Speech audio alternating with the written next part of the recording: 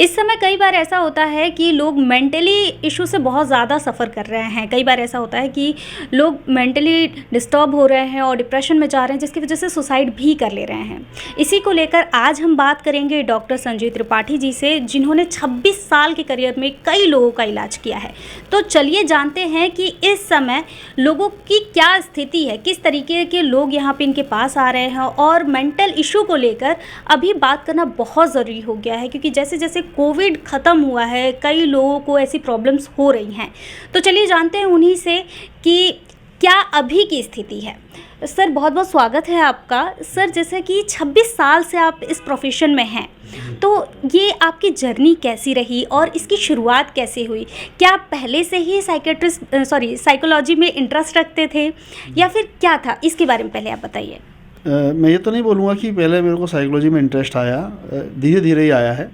पहले मैं बहुत छोटे शहर से आता हूँ, तो वहाँ पर ऐसी बहुत सारी चीज़ें होती हैं जब हम एक सर्वाइवल मोड पे होते हैं। बच्चे अब टीनेज में आगे बढ़ रहे होते हैं, अपने करियर को लेकर बहुत चिंतित होते हैं। तो वो सारी चीज़ें थीं, कुछ साइकोलॉजिकल एस्पेक्ट थे जिन पर मेरा ध्यान जाता था, और मैं देखता था कि बहुत सारे बच्चे उस समय डिप्रेस होते थे या एडिक्शन की तरफ चले जाते थे। तो इन सब चीज़ों ने मेरा ध्यान साइकोलॉजी की तरफ खींचा। फिर धीरे धीरे मैंने साइकोलॉजी को परस्यू किया अपनी ग्रेजुएशन में, फिर पोस्ट ग्रेजुएशन में, और फिर मैंने अपने को पीएचडी लेवल तक अपने साइकोलॉजी का स्टडी किया। तो इस तरह धीरे धीरे मैं आया, और फिर मैं करियर में आया। तो मैंने पहले कुछ प्राइवेट हॉस्पिटल्स में अपना सर्विसेज दी, फिर मैंने एमजीएम मेडिकल कॉलेज में भी साइकेट्री डिपार्टमेंट में अपनी सर्विस दी, और फिर उसके बाद फिर मैंने खुद अपना पर्सनल एक सेटअप डेवलप किया है समाज साइकोथेरेपी एंड काउंसलिंग सेंटर के नाम से, और मैं 2005 से यहाँ पर इंदौर में अपनी सर्विसेज दे रहा हूँ। जी सर, ये जो मेंटल इशू है अभी क्या होता है कि लोग एक्सेप्ट नहीं कर पाते हैं कि हमको साइकोलॉजी के पास जाना चाहिए, साइकोलॉजिस्ट से मिलना चाहिए, लेकिन क्या होता है कि फिर भी उनको ये प्रॉब्लम होती ही होती है। समटाइम्स ऐसा होता है कि लोग घुटते रहते हैं, अपनी बातें शेयर नहीं कर पाते हैं। तो इस तरीके के केस क्या आपके पास आते हैं? और अभी के डेट में जैसे कि 26 साल का आपका एक्सपीरियंस है, 26 साल के करियर में आप अभी में और पहले में क्या डिफरेंस देखने को मिला, इसके बारे में बताइए। जी, पहले मैं आपके पहले सवाल का जवाब देता हूँ कि लोग क्यों नहीं आ पाते हैं। पहली बात तो अवेयरनेस ही नहीं है सोसाइटी में। बहुत सारे केसेस तो ऐसे होते हैं जिन्हें पता ही नहीं होता कि वो डिप्रेशन में, एंजाइटी में है। मतलब मेरे पास कई बार ऐसे केसेस भी आए हैं जिन्हें पहली बार किसी ने बोला कि हमको लग रहा है तो ये कोई एंजाइटी है, तो उसने एंजाइटी वर्ड ही पहली बार सुना था, और फिर जब उसने गूगल किया या उसने इन्फॉर्मेशन निकाली तो उसको सारे सिम्टम्स पता चले, और फिर वो समझ पाए कि मेरी प्रॉब्लम एक्चुअल है क्या। उससे पहले तो समझ ही नहीं पाते थे कि ये क्यों हो रहा है मेरे साथ ऐसा। तो एक तो वो कमी है कि लोग सिम्टम्स, लक्षण ही नहीं पहचान पाते हैं, तो एक जागरूकता की कमी है, अवेयरनेस की कमी है। और फिर जब लोगों को पता चलता है कि उन्हें कोई प्रॉब्लम है तो वो किसी से शेयर नहीं कर पाते, क्योंकि सोसाइटी में एक टैबू है इसको लेकर। या तो ये मान के चलते कि एक तरह की कमजोरी है, या फिर उसको जज किया जाता है कि ये मुझे जज करेंगे कि मेरे कुछ मेंटल प्रॉब्लम है, और उस तरह से फिर वो बहुत कंफर्टेबल फील नहीं कर पाते दूसरों से अपनी बात शेयर करने में, चाहे वो घर वाले हों या दोस्त हों। तो इसलिए वो नहीं आ पाते हैं। अगर हमारे पास भी लोग आते हैं तो अपनी जानकारी बहुत गोपनीय रखना चाहते हैं, उस तरह से हमारे पास आते हैं। तो एक तो जागरूकता की कमी है, दूसरा सोसाइटी में इसको लेकर बहुत सारे भ्रम हैं, टैबू है, और कई बार ऐसा होता है कि इन मानसिक समस्याओं को कुछ और समझ लिया जाता है। जैसे उसको लगता है कोई ऊपरी हवा का चक्कर है, कोई जादू टोना है, या कोई ने हमारे ऊपर कुछ कर दिया है। और पहले वो उस तरह के इलाज में बिलीव करते हैं, वो ज्योतिष के पास जाते हैं, वो अपने सारे वो वास्तु वगैरह सही करते हैं, पर उसके बावजूद जब उनको कोई फ़ायदा उसमें नहीं मिलता है तब लास्ट में फिर वो हमारे पास आते हैं। कई बार लोग हमारे बहुत गंभीर अवस्था में पहुँचते हैं। मैं ये कह सकता हूँ कि हमारे पास ज़्यादातर लोग सीवियर कंडीशन में आते हैं, माइल्ड या मॉडरेट लेवल तक तो उसको मैनेज ही करते हैं। जब उसका इफेक्ट, जब वो उस डर को, उस एंजाइटी को बर्दाश्त नहीं कर पाते, उस नेगेटिविटी को बर्दाश्त नहीं कर पाते, या उसका इफेक्ट उनकी लाइफ पे पड़ने लगता है, उसके रूटीन पर, उनके इंटरपर्सनल रिलेशनशिप पर, उनके परफॉर्मेंस पर, तब वो हमारे पास आते हैं। तो एक तो ये बात है। दूसरा सवाल था कि मतलब हम किस तरह से लोगों को, नहीं मैं भूल रहा हूँ आपका सवाल क्या था दूसरा। अभी तक आपके पास किस तरह के केसेस आते हैं? कितने केसेस आ जाते हैं? देखिए, इसको अपन ऐसे समझते हैं कि मैं हूँ क्लिनिकल साइकोलॉजिस्ट, और एक और प्रोफेशन होता है जिसमें साइकेट्रिस्ट जो अपना रोल प्ले करते हैं। तो साइकेट्रिस्ट और साइकोलॉजिस्ट में एक तो ये होता है कि दोनों एक जॉइंट प्रैक्टिस होती है, तो एक टीम अप्रोच है। तो हमेशा मानसिक समस्याओं में एक टीम अप्रोच के साथ काम किया जाता है। पर ज़्यादातर देखा गया है कि जो गंभीर मानसिक बीमारियां होते हैं, जिनको हम साइकोटिक डिसऑर्डर्स बोलते हैं, उसमें पेशेंट में इंसाइट नहीं होती, पेशेंट कोऑपरेटिव नहीं होता, घर वाले उनको लेकर आते हैं, और ऐसे केसेस में मेडिसिन का रोल ज़्यादा होता है। तो ऐसे केसेस साइकेट्रिस्ट के पास ज़्यादा जाते हैं। हमारे पास जो केसेस आते हैं वो न्यूरोटिक केसेस आते हैं। न्यूरोटिक केसेस में एंजाइटी है, डिप्रेशन है, फोबिया है, पैनिक अटैक है, ओसीडी है, ओवर थिंकिंग के सिम्टम्स होते हैं। तो इस तरह की जो मानसिक समस्याएं होती हैं, उस तरह के लोग हमारे पास आते हैं जो खुद से आते हैं, जिनमें इंसाइट होती है, समझते हैं कि उनको कोई प्रॉब्लम है, वो ठीक होना चाहते हैं। तो उसमें हमारा रोल होता है, उसमें हम साइकोथेरेपी और काउंसलिंग से उनकी हेल्प करते हैं। जी। सर, जैसा कि आपने ओवर थिंकिंग की बात की, तो आज के समय में हर एक दूसरा इंसान यही बोलता है कि मुझे ओवर थिंकिंग हो रही है, एंजाइटी की प्रॉब्लम हो रही है, और डिप्रेशन में लोग चले जाते हैं। थोड़ी सी भी बात होती है तो कहीं ना कहीं डिप्रेशन में जाने की वजह से लोग सुसाइड भी कर लेते हैं। तो इसके बारे में आप थोड़ा सा बताइए कि लोगों को इन सब चीज़ों से कैसे बचना चाहिए और इनके सिम्टम्स क्या होते हैं। जी, तो सबसे पहली बात तो ओवर थिंकिंग अगर है तो इसका मतलब है कि एंजाइटी तो है, चीज़ें उनको इफ़ेक्ट करती हैं। अब अपने समझें कि बहुत कॉमन, जैसा आपने बोला कि बहुत कॉमनली लोग यूज़ करते हैं कि मुझे एंजाइटी हो रही है, मुझे डिप्रेशन हो रहा है। तो ये जो जब डिप्रेशन में एक सैडनेस होती है या एंजाइटी में एक चिंता होती है किसी चीज़ की, तो ये बहुत नॉर्मल है किसी भी ह्यूमन बीइंग में। ये उदासी, चिंता आना एक नॉर्मल कॉन्सेप्ट है, पर हम उसको डिप्रेशन, एंजाइटी नहीं कह सकते जब तक कि आपकी वो चिंता, आपकी वो उदासी आपकी लाइफ को इफ़ेक्ट नहीं कर रही है। जैसे मैंने आपको बताया 3 तरह से अगर वो आपको इफ़ेक्ट कर रही है कि वो आपके रूटीन को डिस्टर्ब कर रही है, आपके इंटरपर्सनल रिलेशनशिप को डिस्टर्ब कर रही है, या आपकी परफॉर्मेंस को डिस्टर्ब कर रही है, और ये करीब 2 हफ्ते से ऊपर इस बात को हो गया है, तो डेफिनेटली आपको एक प्रोफेशनल हेल्प लेनी चाहिए और आपको इलाज के लिए आना चाहिए।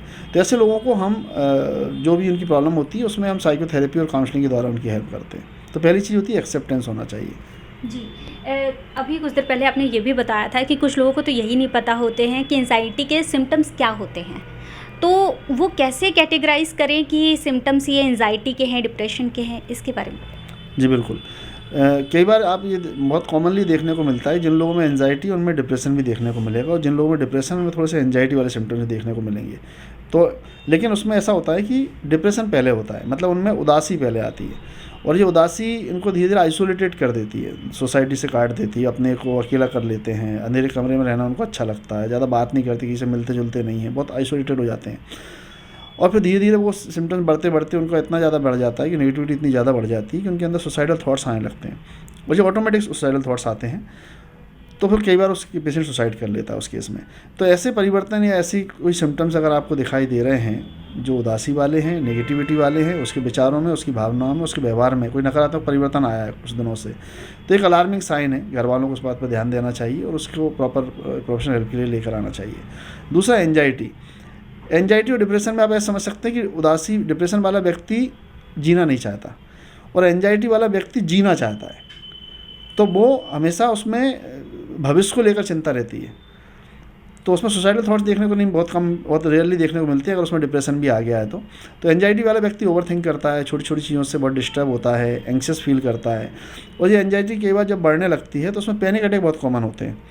तो सीवियर एंजाइटी में कई बार लोगों में पैनिक अटैक आने लगते हैं, घबराहट, बेचैनी होना 5-7 मिनट के लिए, फिर थोड़ी देर बाद ठीक हो जाती है। तो ये रिपीटेटिवली होने लगता है उनको, तब ऐसे लोग हमारे पास आते हैं। तो हालांकि एंजाइटी वाला व्यक्ति खुद इतना परेशान होता है, वो ठीक होना चाहता है, वो जीना चाहता है, तो वो खुद ही हमारे पास आता है। पर डिप्रेशन वाला कई बार व्यक्ति जो होप भी छोड़ देता है, और वो खुद से तो नहीं आता है, कई बार घर वाले उसको लेकर आते हैं। तो ये बड़ा डिफरेंस होता है। जी। जैसे जैसे टाइम चेंज हो रहा है, वैसे वैसे ये भी देखने को मिल रहा है कि छोटे छोटे बच्चों में भी इस तरीके की प्रॉब्लम देखने को मिल रही है। एंड सोशल मीडिया जो कहीं ना कहीं एक बहुत बड़ा कारण हो सकता है कि आज के इन्फ्लुएंसर को भी बच्चे जो होते हैं, अगर उनके फॉलोअर्स नहीं बढ़ रहे हैं तो उसके लिए भी वो डिप्रेशन में चले जाते हैं कि मेरे फॉलोअर्स क्यों नहीं बढ़ रहे हैं, व्यूज़ नहीं आ रहे हैं। तो इसके लिए आप बताइए थोड़ा। तो सोशल मीडिया ने हमारी सोसाइटी को बहुत इफ़ेक्ट किया है, नो डाउट, और ये एक तरह की दौड़ है, और लगभग काफ़ी, मतलब 10 में से 5 लोग तो शायद इस दौड़ में हैं। हर व्यक्ति, हर घर में एक यूट्यूब चैनल है, और ये बार बार उसको देखना, उसमें कितने लाइक हो रहे हैं, कितने, वो एक तरह का ऑब्सेशन हो जाता है। और फिर उससे जुड़े हुए, जब ऑब्सेशन होता है तो आप उसके बारे में सोचते हो, फिर उससे जुड़े हुए इमोशंस आपके अंदर आते हैं, थॉट्स आते हैं। तो धीरे धीरे कई बार ये थॉट्स जब नेगेटिविटी की तरफ जाने लगते हैं तो आपको डिप्रेशन, एंजाइटी तरफ भी ले जाते हैं। तो सोशल मीडिया एक बहुत बड़ा कारण बना है डिप्रेशन, एंजाइटी में जाने का। मैं इसमें हमेशा लोगों को सलाह देता हूँ कि एक तो सोशल मीडिया का या मोबाइल का यूज़ कम से कम करना चाहिए, एडल्ट को भी, और बच्चों को तो बिल्कुल भी अलाउ नहीं करना चाहिए आपको, मतलब पर्सनल मोबाइल। ख़ासतौर पर मैं बोलता हूँ स्कूल गोइंग चिल्ड्रन को पर्सनल मोबाइल नहीं देना चाहिए, कि उसका माइंड इतना मैच्योर नहीं है, वो उसकी एज इतनी ज़्यादा नहीं है कि उन चीज़ों को समझ सके। बहुत छोटी उम्र में उसको बहुत ज़्यादा एक्सपोजर मिल जाता है जिसके लिए उसका मन तैयार नहीं है, और वो उस एक्सपोजर के इसके कारण उसके अंदर बहुत सारे उसके इमोशंस में बहुत से चेंजेस आते हैं, उसकी भावना में बहुत सारे बदलाव आते हैं जिसके साथ वो डील नहीं कर पाता है, वो उतना मैच्योर नहीं है। तो ऐसे बच्चे भी डिप्रेशन एंजाइटी में चले जाते हैं। तो एक तो अगर आप बच्चे को मोबाइल देते भी हैं तो पर्सनल मोबाइल ना दें, आपका अपना मोबाइल अलाउ कर सकते हैं उसको देने के लिए, वो भी थोड़ी बहुत देर के लिए, और ऑब्जर्वेशन में, सुपरविजन में, वो अपने प्राइवेसी में ना लेके जाए, उसको अपने कमरे में ना लेके जाए, तो आपको पता नहीं चलेगा वो क्या देख रहा है क्या नहीं कर देख रहा है। तो बच्चे कई बार जब बहुत एडिक्शन में आ जाते हैं, गेम में इन्वॉल्व हो जाते हैं, वीडियो गेम में, और फिर बाद में पेरेंट्स को पता चलता है कि अब वो उसको निकाल ही नहीं पा रहे उससे बाहर, क्योंकि वो एक तरह का ऑब्सेशन हो गया, उसको कंपल्सन हो गया, वो एडिक्शन में चला गया, तब वो हमारे पास आते हैं। तो ये ऐसी कंडीशन ना बने, इसलिए अच्छा है कि बच्चों का भी एक लॉ भी आया है, इस पर मेरा एक इंटरव्यू हुआ था अभी लॉ आने वाला है कि अब बच्चों को पेरेंट्स की एक्सेप्टेंस के बाद ही मोबाइल सोशल मीडिया में अकाउंट ओपन करने का परमिशन मिलेगा। तो एक अच्छी शुरुआत है, अभी ऑस्ट्रेलिया में शुरू हो चुका है, इंडिया में भी धीरे धीरे आ रहा है, और ये बहुत अच्छी शुरुआत है। तो इस तरह के प्रयास प्रशासन को, सरकारों को करना चाहिए, और इंडिविजुअल लेवल पर ही हमको अपने घर में इस बात का ध्यान रखना चाहिए कि बच्चों को जितना ज़्यादा से ज़्यादा हो सके वर्चुअल वर्ल्ड से दूर हटाएं और रियल वर्ल्ड से जोड़ें, उनको गेम के लिए ले जाएं, उनको किसी क्लब में जोड़ें, उनको सोशल गैदरिंग उनको करवाएं, क्योंकि वो आइसोलेशन हो जाता है, सोशल स्किल्स भी बच्चों में से डेवलप नहीं हो पाती, और फिर ऐसे बच्चे भी अपने आप को बहुत इन्फीरियर फील करने लगते हैं जब वो उनको किसी सोशल सिचुएशन में जाना होता है, तो क्योंकि उन्हें सीखा ही नहीं लोगों के साथ रहना, तो वो उनके साथ एडजस्ट नहीं हो पाते हैं, तो इस वजह से वो अपने सेल्फ स्टीम डेवलप नहीं कर पाते, और इस वजह से भी कई बार बच्चे डिप्रेशन एंजाइटी में चले जाते हैं। जी, अगर हम कंपेयर करें पुरुष और महिलाओं को, क्योंकि पुरुष जो हैं और महिलाएं जो हैं, महिलाएं कहीं ना कहीं घर के काम में व्यस्त रहती हैं और अपने जो तनाव होते हैं वो शेयर नहीं कर पाती हैं, तो आपके पास जो केस आते हैं पुरुषों के ज़्यादा आते हैं कि महिलाओं के? देखिए, इसमें मैं ये तो नहीं कहूँगा कि पुरुषों के ज़्यादा आते हैं महिलाओं के ज़्यादा आते हैं, लगभग एक ही रेशियो में है। लेकिन हाँ, मैं ये ज़रूर कह सकता हूँ कि जो गंभीर मानसिक बीमारियाँ हैं, जो खासतौर पर मेडिसिन से ठीक की जाने वाली बीमारियाँ, मैंने उसमें काम भी किया है साइकियाट्री डिपार्टमेंट में, मुझे पता है। तो वहाँ पर मेल्स बहुत ज़्यादा आते थे, फीमेल्स उतनी नहीं आती थी। उसकी वजह होती थी कि मैं जहाँ प्रैक्टिस कर रहा हूँ, मेरे पास क्या बहुत ऐसा वर्ग आता है जो पढ़ा लिखा है ना, शहरी वातावरण में रहता है, तो वो कई बार जागरूक होते हैं बहुत, तो मेल और फीमेल दोनों ही इक्वली आते हैं मेरे पास। लेकिन जो गंभीर मानसिक बीमारियों वाले जो पेशेंट्स होते हैं वो ज़्यादा बहुत दूर दूर से भी आते हैं, तो वो हमारे पास नहीं आते, वो साइकियाट्रिस्ट के पास आते हैं। और उसमें भी ज़्यादातर देखा जाता है कि महिलाएं कम आती हैं, पुरुष ज़्यादा आते हैं। क्यों? क्योंकि पुरुष को ज़्यादा प्रोडक्टिव माना जाता है हमारी सोसाइटी में, वो कमाने वाला है, वो घर पे नहीं बैठ सकता क्योंकि उसकी वजह से सबका पेट भरा जा रहा है। महिला घर में उसको ऐसा माना जाता है कि वो नॉन प्रोडक्टिव है, उससे घर नहीं चल रहा है। तो अगर वो नहीं भी ठीक हो रही है तो उसके लिए लोग इतना परेशान नहीं होते हैं, तो झाड़ फूँक कराएंगे, थोड़ा बहुत इलाज करा लेंगे, उतने गंभीर नहीं होते उस इलाज के लिए। लेकिन पुरुष के मामले बहुत गंभीर होते हैं, तो ये एक परिवर्तन तो हमको देखने को मिलता है भारत में। जी सर, आखिरी क्वेश्चन मेरा ये रहेगा कि 26 साल से जब आपने शुरुआत की थी, अभी हमें अगर दो लोग भी अपनी बातें बताने लगते हैं तो हम उनके बारे में ही सोचने लगते हैं।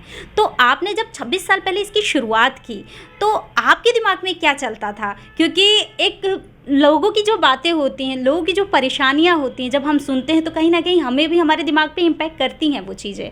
तो स्टार्टिंग में आपने कैसा एक्सपीरियंस किया? ये तो सही है कि पहले जब हम अगर मान लो हमारा कोई दोस्त है और हम कुछ बताता है प्रॉब्लम, तो हम उसकी प्रॉब्लम को अपना समझ के और उसके बारे में बहुत कुछ सोचने लगते हैं, वैसा फील भी करने लगते हैं। तो शुरू जब मैं आया था तो मेरे पास केस कम होते थे, तो वो डेफिनेटली मेरे दिमाग में वो चलते थे, उनके बारे में बहुत पर्सनल हो जाते थे, इमोशनल हो जाते थे, कनेक्ट हो जाते थे। हालांकि थेरेपिस्ट को कभी भी अपने किसी भी पेशेंट के साथ में इमोशनली कनेक्ट नहीं कर सकता, उसको पर्सनल वो नहीं दे सकता, तो एक प्रोफेशनल हेल्प अपन उसकी कर सकते हैं। पर धीरे धीरे अब चूँकि मैं उस फील्ड में काम कर रहा, तो जैसे डिसेंसिटाइजेशन होता है ना हर चीज़ का, जैसे डॉक्टर जब नए नए सर्जन बनते हैं तो उनको बड़ी प्रॉब्लम आती है, लेकिन धीरे धीरे फिर वो उनसे बड़े बड़े से ऑपरेशन कर लेते हैं। वो तो बहुत कॉमन है कि अब मेडिकल कॉलेज में बच्चे आते हैं तो 2-4 तो बेहोश हो जाते हैं उसमें देख के, पर बाद में फिर वो डिसेंसिटाइज हो जाते हैं। तो ऐसे हमारे साथ भी है। मैं लोगों को बोलता भी हूँ कि जब मैं करीब 15-20 लोगों को रोज़ देखता हूँ, तो इतनी कहानियाँ मैं रोज़ सुनता हूँ, तो वो एक कहानी के बाद फिर दूसरी कहानी जाती है, फिर तीसरी कहानी जाती है, तो एक कहानी तो नहीं चल सकती और इतनी सारी कहानी एक साथ नहीं चल सकती। तो फिर वो धीरे धीरे वो सारी चीज़ें होने लगती हैं, फिर प्रोफेशनली हम उन चीज़ों के साथ प्रोफेशनली डील कर पाते हैं।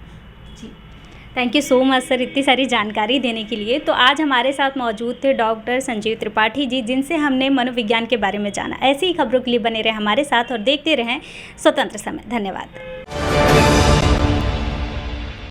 प्योर श्योर दूध और घी, माँ के प्यार सा, मिलावट से दूर, भरोसे से भरपूर, प्योर भी श्योर भी।